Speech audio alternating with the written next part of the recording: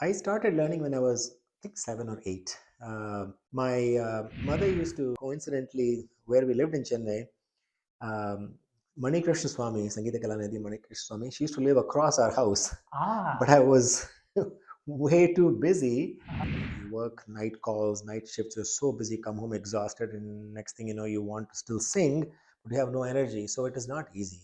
uh-huh. Especially good to give a small, maybe, I think it was half an hour concert, Mhm. I think, in on All India Radio in Yuva Vani. So it was a fun experience because we had to go to the actual AIR recording studio. It's very tough. Some days I just am so exhausted. I even have thought, my God, am I going to be able to continue music? Keeping my earlier promise of releasing the pending podcast, I'm excited to bring you this conversation with a multifaceted personality, Dr. Sanjay Subramanian. A medical doctor by profession, Sanjay wears multiple hats as a teacher, as a performer, and above all, as an organizer. Through Abhinay Fine Arts that he founded, he has organized concerts and musical events in the Seattle area for almost 2 decades now. I first met Sanjay more than 20 years ago when he hosted Neyveli Santanagopalan sir in his Seattle home. Sanjay had since moved to St. Louis, but he still continues to actively organize concerts in the greater Seattle area. While we haven't been in regular touch over the years, I've had the pleasure of collaborating with him on a few musical events and workshops. What really amazes me is the energy that he has, how he manages to do so much across time zones while managing a very demanding professional career. Let's talk to Sanjay to learn more about his journey and how he balances it all. Hello, Sanjay. Hello, Welcome to Balaji. How are the you? Good. How are you? Good, good. Welcome to the Joy of Music podcast. Very happy to have you here. Let's start. I'd like to know more about your musical journey. So, can you start with say when you started learning music? How was that learning experience? Whom did you Sure. learn from, and all that? I started learning when I was, I think, 7 or 8. My mother used to learn music and she used to sing, and her teacher used to come home to teach music to her. But I used to always be in the background. There was always a lot of music exposure in the house. My aunts used to sing. There was always music in the house. So I used to listen to her sing, and I just, hum and sing on the side. So she realized that I had an interest in music. So she took me to her teacher, and so I learned from him. His name was S.V. Ramani. Where was this? This was in Delhi. So I Ah, grew up in Delhi. I was born and brought up there. He was actually a disciple of Maharajapuram Vishwanath Iyer. ah, So he was, a peer of Maharajapuram Santanam. Uh, ah. so he did Gurukula Vasam with his father Vishwanath Iyer, and of course then he came to Delhi to teach music as a livelihood. So I Ah. learned from him for many years. I also had a brief stint under another very wonderful musician in Delhi by the name of Mrs. Lakshmi Ramaswamy. Uh-huh. She actually is a direct disciple of Mysore Vasudevachar. Oh, Yeah, their family was part of the royal court in the Mysore Palace. oh, I see. Yeah, so her father, I believe, was the Diwan of Mysore Uh-huh. in pre-independence India. I see. So Vasudevachar, who was the court musician in Palace of Mysore, was appointed to teach her music. So Ah, he taught her music directly. I see. So I had the good fortune of learning some gems of Vasudevachar from Lakshmi Mami directly. So this was all in Delhi. So that was my initial training. So this was during your school days? Yeah, this was all during my elementary school and middle school, high school as well. Yeah, so I this was see. all during I that see. time. Yeah, I see. And when you went to college, I know you became a doctor. yeah. So did you continue? Where did you So study? yeah, What did I you? obviously music was of interest, but it wasn't a high priority at the time, and Mhm. because obviously academics, took the front seat, and uh, I went to medical school actually at Christian Medical College in Vellore. So I Uh-huh. went all the way from Delhi to the extreme south. And I was hoping that because I'm going to Tamil Nadu, I'd have a lot of exposure to music and I'll be able Mhm. to learn a lot of music. Mm-hmm. But Vellore is the culturally most dry place you can ever imagine. Mm-hmm. There is absolutely nothing. There was at least absolutely nothing there. Mm-hmm. Not a single sabha for organizing concerts, no Mm-hmm. music concerts, no. Mm-hmm. I couldn't find a single music teacher. Mm-hmm. So it was actually a kind of very difficult for me to keep in touch with music. Mm-hmm. And of course, medical school with its rigor was tough. Mm-hmm. There was not much time to practice, etc. So Mm-hmm. I just would sing here and there for fun, Mm-hmm. but and just to keep in touch. Were there other students in your college who also had learned music? And Not a single one. I think there was oh, one guy in a 1 year senior to me who played the violin, uh-huh. um, but that was it. And it's because it's a Christian institution. There was really not much of appreciation, I would say. There was not much of interest in Indian classical music, so to speak. It was more of Western music, which is fine. Mm-hmm. But I just didn't have much of opportunity to to learn anything when I was in Vellore. I see. So I see. yeah, my recourse was listening to the radio when the AIR Chennai used to transmit programs. We'd get concerts, Mm-hmm. so I Mm-hmm. used to be able to listen to those and keep up my interest. Yeah. I see. I see. And then what happened? So after your college, did you practice in India? Very briefly, I was then I after I finished medical school internship, then I was in Chennai for a few months, and all the time I was preparing to write my exams to come to the US for the residency Ah, program. I mhm. went to Houston, Texas for residency, I and then I see. did a fellowship after that. So Mm-hmm. all those years, that's nearly a decade actually. Uh-huh. I really didn't have much of an opportunity to seriously learn music. I assume the time you were in Chennai, you're also busy preparing for I your was also busy exams. preparing, and coincidentally, where we lived in Chennai, um, Mani Krishna Swami, Sangeeta Kalanidhi Mani Krishna Swami, she used to live across our house, but Ah, I was way too busy uh-huh, just studying for exams. And in fact, my mother even once said, "Should I go talk to her uh-huh, to see if you want to learn?" And I said, "No, I'm just too busy, uh-huh. because it was tough back in the day.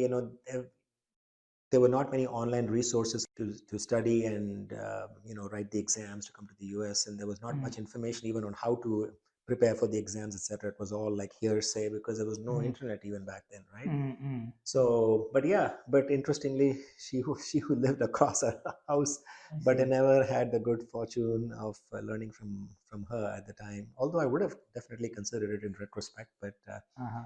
but yeah, so I didn't learn from anyone in Chennai. Mm-hmm. Even when I came for residency, etc., in Houston, it was had a big Indian community. There'd be concerts. So I used Mm-hmm. to attend all those. Mm-hmm. No real music teachers per se back in the. I'm talking about the late 90s, 2000s. A couple of times, senior musician Mrs. Prema Hariharan. She actually is a disciple of Tanjavur Kalyana Raman Mm-hmm. and Maharajapuram Santanam. She visited Houston for some local music programs.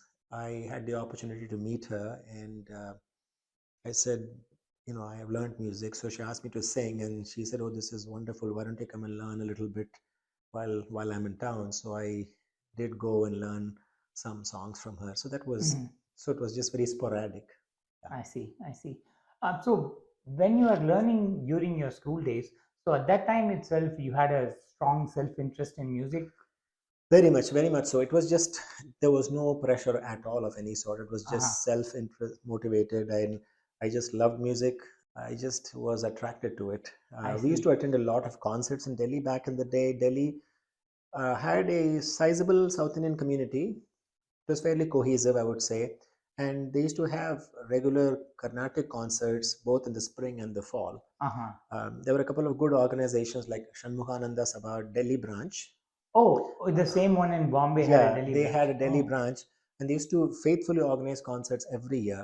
uh-huh. So amazing stalwarts like KV and Mama Ah, has come and performed multiple times. Nedunuri Krishnamurti sir, Maharajapuram Santanam used to come very often. mhm. MLV, um, MS Amma has also come and performed. So I've had the opportunity to listen to all these artists live. And then also another institution was called the South Delhi Music Circle, which was very close to our house. And they used to have concerts at a school venue. Mhm. And again, very good artists would come. Mhm. Some very well-known artists which the present generation may not know about, like Vairamagalam Lakshmi Narayanan. Mm-hmm. He has come and performed, so I've listened to him live, Mm-hmm. and Lalgudi Jayaraman. Mm-hmm. Really, everybody used to come and perform in Delhi. I see. Yeah, so I had quite a bit of exposure um, to pretty much all the ranking artists at the time. I see. Wow, that's very interesting. Yeah, So it was, I assume it was, your mom, used to sing at home, and so yeah, she was also teaching you initially. So you had the musical environment at home to, right, take that, right. foster that interest. Right. Yeah. She never really taught me formally. She wanted a male tutor for me just because see. of the pitch issue as I would age. So Ramani sir taught me when I was a young kid. I see. Yeah. I see. Okay. After you came to the US, so I only know, from the time you moved to Seattle. Right. Right. So, but before that, did you, after the Sure. Houston? Yeah. After so I never really left music. I was self motivated. I used to keep singing on my own because I knew that someday, one day or the other, that I was hoping that I would still get a chance to reinvigorate and get into music a little bit more. So I used to always practice whatever I had learned. There was a fair bit of content I had learned even during my high school days. Like progress was fortunately fairly rapid. Went from Varnams to Kriti just in a matter of a year or two, and he taught me multiple kritis. Again, Lakshmi Mami also taught me many songs. So I had enough content to work with. Even Manodharma was introduced when I was like 11, 12, 13, already um, Raga, Alapane, how to do swarams, all that was introduced fairly early on. So I had a reasonable foundation and I continued to practice with that. After I finished my residency, then I had to also do a fellowship in critical care medicine, which is my primary specialty. Again, not much opportunity during that time to really learn music, but I used to participate in musical gatherings in those cities whenever there was an opportunity, like a Oh, you had to Tyagaraja. do it in different cities? Like when I was in Houston, I used to participate, but then fellowship was in different city. I was in Pittsburgh actually I at the see. time. Uh-huh. Yeah, so we did have to change. That's the nature of medical profession. You go for fellowship in one city, residencies at different cities, and then you practice elsewhere. So after that, I spent 3 years doing rural service in Montana, actually. Oh, So obviously no music there. yeah. But I was still, keeping in touch. I used to just practice on my own and just stay in touch. But during the summer, when I used to go back to Chennai, my parents had moved to Chennai by the time. For a very short while, I learned from O.S. Tyagarajan as well. Also, subsequently had the opportunity to learn from P.S. Narayan Swami Mama. Oh, I see. Yeah, so I had learned quite a few compositions, all the hallmark Samangudi compositions. And it was only after that that I got introduced to Santana Gopalan, who is my current So guru. where did you learn from them again? In Chennai. In Chennai. In Oh, Chennai, yeah, so yeah. when you used to visit? When I used to visit, yes. Oh, Because wow, at the time there was okay. no online. I think even Skype probably wasn't around. So did you used to visit for season or just to? No, just to visit family, or okay. going to season wasn't a thing. And even back, I would say the season is really a thing now in the last 2 decades, I would say. But back then, yes, there was a December music season, but it wasn't as there were not as many programs as there are today. And I don't think it extended for months together like it does today. You're learning with Niveli Santana Gopalan. Yeah, right. So that started in Seattle? Before that, but again, I was introduced to him through a common friend. So I went to his house and approached him. He asked me to sing something. He said, okay, why don't you start coming for classes? So whenever I was in Chennai, I would go every day. He used to live very far off from our place in Chennai. It was really somewhere on the outskirts. I'm not very good with Chennai geography because I didn't grow up there, but it was very far. But yes, I would go every day, and he used to have individual classes, small group sessions, and larger group sessions as well. So yeah, so there's a lot of teaching, and then learned a lot. And then of course, when I moved to Seattle, I continued both in person, and also by then I think Skype was available, so I got a chance to do both. So whenever I'd go to India, I used to go and learn from him every day, literally whenever possible. And then of course he was very kind enough to continue online classes as well, so I would not have a gap. I see. When you were learning from him at that time, you were learning Kritis, Manodharmam. I already knew many kritis, so I learned kritis, manodharmam, but stylistically it was a kind of a wake up call for me because his approach was quite a bit different from what I had learned initially. It is a very nuanced approach with a heavy emphasis on the subtle gamakams, all very heavily based on the Veena tradition. So it was definitely challenging to adapt to that style, but it was absolutely wonderful. Yeah, actually, I was going to ask you that question earlier. I mean, you had learned from different gurus, and I'm sure Yeah. the styles also changed between them, right? Mhm. So, how were you able to adapt? Or, did the gurus sometimes tell you that, okay, you sing this way, or sing it in your own way? How did that work out? They would never ever say that this is incorrect or that's incorrect. They would say, okay, you've learned this in a certain way, so they would be fine with it. Mm-hmm. But fundamentally, one thing was my voice was more suited to a little bit more of a fast-paced style. Mm-hmm. I don't know if it came from listening to a lot of G&B growing up, but it just I used to have a tendency to sing faster because that seemed more natural to me. Uh-huh. So to slow down was definitely a bit of a challenge. All my teachers, of course, would want the partantaram or the to be maintained in terms of, especially P.S. Narayan Swami Mama. He was very particular that all those kritis would have to be sung the way Samaguni Mama had taught him, right? And that is very characteristic of their school. Mm-hmm. It will never change. The Padantaram is like set in stone. Mm. The same is not necessarily true for Sheshagopalan sir's lineage. There is some fluidity, I would say. Mm-hmm. It's not a good or a bad thing. It's just the nature Sure. of the style. So I would just make sure that I would maintain the way I was taught a certain song by that guru and not necessarily modify something. Mm-hmm.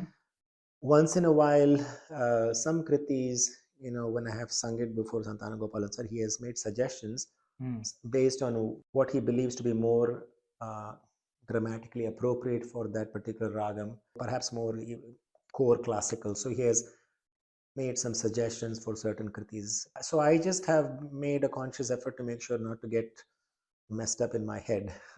There was never an issue of them saying this is wrong or that's right. But certainly, if I have learned a kriti from Santana Gopalan sir, he would always expect me to sing it the way he taught it, of course. I see. Later on, do you still continue to? How long did you continue to learn from him? Do you still learn from him? I still learn from him. Yeah, it's been decades now, but I still learn from him. Yes, I mean, music learning never stops. Whenever he comes to the US, I somehow make sure he comes and spends at least a few days with me, and it's always something new to learn from him. He's like an ocean, He has so much to give. So whenever he comes, he will stay with me for a few days, and whatever I can learn in that span of time, I will try to learn. But there's usually so much taught in those few days. It is enough to keep you busy for months together. Yeah, definitely. And how do you? I know you have a very busy, being a doctor. You have a very busy professional schedule in practice, right? So how do you manage to find time to practice? And because music is also very demanding, and it requires its own time, energy, focus, everything. So how do you manage to balance that?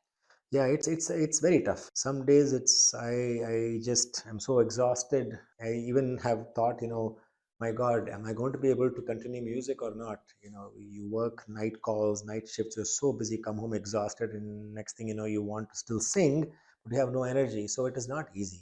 Especially for good or for bad, I chose a specialty called critical care medicine, which is extraordinarily demanding. It's like unlike a That means you get called dermatology. into emergencies. Yeah, I mean, so we work in the intensive care units. Okay. So it is a very high stress environment and busy environment as well. And we work long hours. Our shifts are usually 12 hours long. So when you get home, you're pretty much beat. You just don't have any energy. So it's definitely challenging. I just motivated myself, I would say, to make sure that I did some practice almost every day if possible. Sometimes it even means singing in the car on the way to work. You have a Shruti, you have electronic Shruti these days, Uh-huh. right? So you do some practice. It is a balancing act for sure, because medicine, that's my livelihood, right? And I have to stay up to date in medicine. And music, if you want to pursue it as a serious hobby, it requires serious commitment. If you don't train your voice, if you don't keep your voice in good shape, it's going to not do the things you want it to. And the songs, I've acquired a fairly significant repertoire, and unless you keep singing them, you won't remember. So you have to practice a lot. So it's definitely tough. I will not lie, it's not easy, and it's a juggling act for sure. Are there some interesting concert experiences? I mean, did you give some small concerts when you were learning in Delhi as well? Actually, I did. I remember actually my first so-called public performance.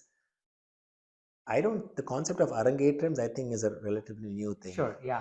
I don't know that it was in existence when I was learning in high school, at least.